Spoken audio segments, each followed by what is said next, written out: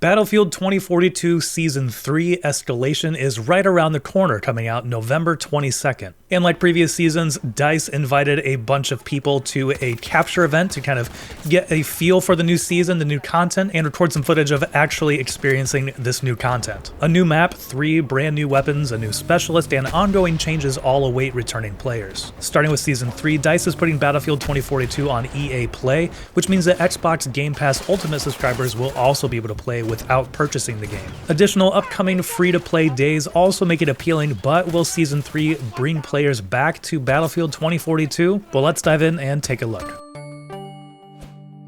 Season 3 Escalation brings with it 3 new weapons and 2 vault weapons.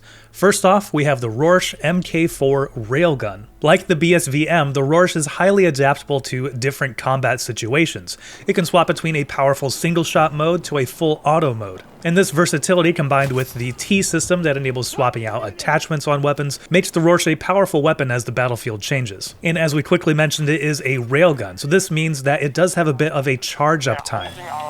That didn't have much an effect with me when doing close combat in the automatic mode, but when sniping I had a bit more trouble hitting my targets when they were on the move. We also saw some feedback about the Rorsch being strong against vehicles, mainly helicopters, and it will be interesting to see if a nerf happens because of that. But overall, it was a fun gun to play with because of the versatility of it. But speaking of fun guns, there is a new shotgun, the NVK S22 shotgun. This is a futuristic semi-auto double barrel shotgun. I also had a blast using this. I don't often run shotguns, but I really enjoyed my time with this. Ammo types consist of buckshot, slug, and fletchet. And when combined with the new specialist that we'll talk about here in just a minute and his perk, this shotgun was a lot of fun to run. The slug can 2-shot enemies and was pretty strong at long ranges, and once again, it really seems strong during this playtest, and it will be interesting to see if DICE decides to nerf this going into Season 3. And then lastly, there is a new pistol that has a 3-round burst mode as well, and I mainly use this in close quarters, although the description of it is they say that it has more precision for longer range engagements. Personally, I just use this as a backup for close quarters. Additionally, there are 2 vault weapons returning, the A91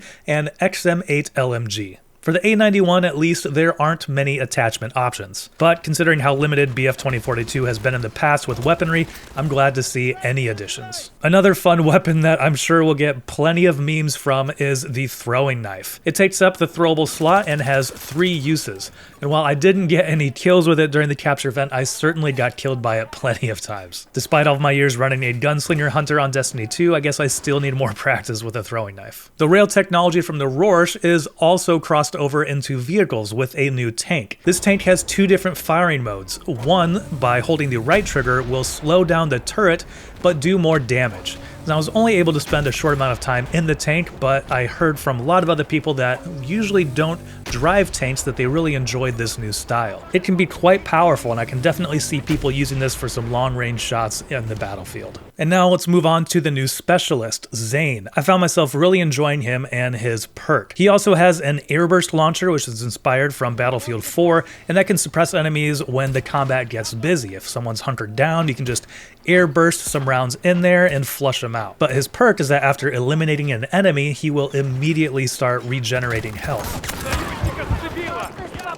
So if you're able to rush in and eliminate enemies, then he will re-heal very quickly and you can get right back into the combat. So combine this with that new shotgun, and like I said, I had a lot of fun running those 2 together. The entire capture event took place on a new map, Spearhead. Set in Sweden, this map is a combination of hilly terrain, a few industrial areas, and 2 huge square-shaped buildings. From what I could tell, the buildings are pretty much nearly identical. They even have the same vent system that allows for some really sneaky spawn point placement. While it's fun to have a new map to play in, there are some interesting features inside with some robots roaming around. At least over this capture event, I started to find it a little bit stale. Now once again, this was the only map we played for the entire time. Considering that these 2 buildings are nearly identical, it would have been nice to see a little bit more variety inside of them. The terrain surrounding them is different, so there are different ways to engage from the outside. Once you actually get to the interior, they were very similar, and like I said, it would have been nice to have a little bit more variety inside these buildings. So Battlefield 2042 has been out for a year now.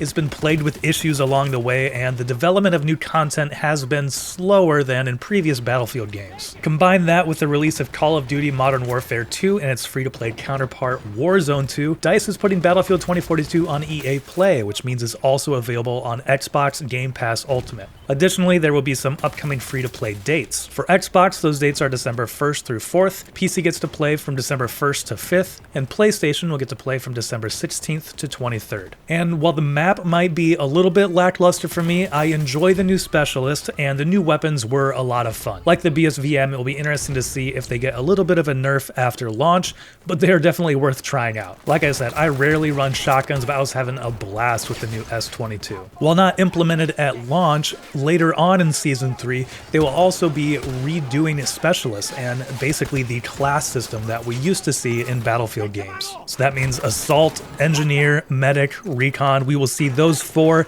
base classes come back. Additionally, they will continue reworking maps like they have done in the past, and this season we will see Manifest and Breakaway getting some changes that brings the combat a little bit closer and makes better use of these maps. For me personally, DICE continues to make Battlefield 2042 more fun, but I'm afraid that it's a little bit too late.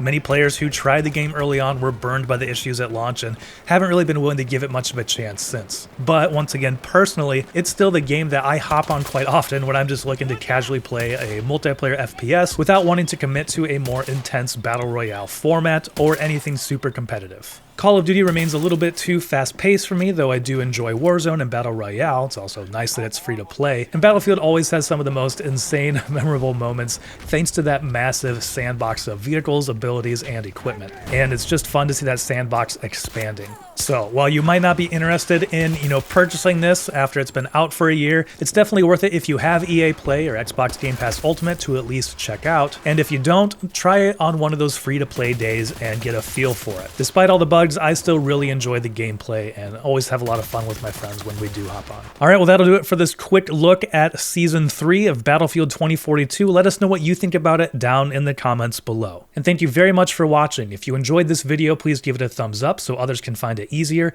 and consider subscribing. This is Jordan with 9to5 Toys.